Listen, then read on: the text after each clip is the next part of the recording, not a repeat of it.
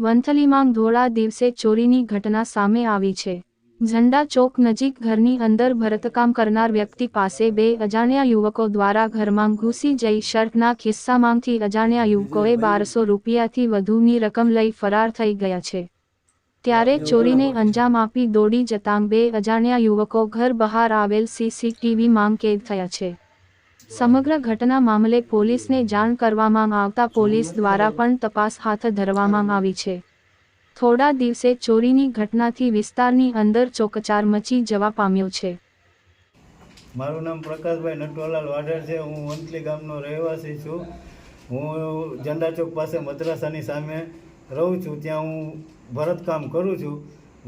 ભરતકામ કરતી વેળાએ કાલ 3:30 વાગે બપોરના 3:30 કલાકે બે અજાણ્યા છોકરાઓ આવી ને મને એમ કીધું, ભાઈ મારે આમાં શર્ટમાં રિપેરિંગ કામ કરવું। મેં કીધું, ભાઈ હું રિપેરિંગ કામ નથી કરતો, આ ભરતકામનું મશીન છે, આમાં સિલાઈ ના થાય। તો મને કે ભાઈ તમે આ તો કરો છો। મેં કીધું, ભાઈ તું હરખું જો, આ એ નથી મશીન, હું આ એમ મને વાતમાં ઉલઝાવી રાખીને એક છોકરો મારી પાછળ ઊભો હતો, એ મારું કામ જોવા માટે પાછળ ઊભો ને મને કે ભાઈ આમ કરો ને વિજયે મને વાતમાં ઉલઝાવી રાખી ને પાછળ મારો ખીચ્યા શર્ટ ટીંગાતો હતો। એમાંથી એને મારા પૈસા ચોરી કરી લીધા, પણ ચોરી કર્યા એ મને ખબર નહોતી।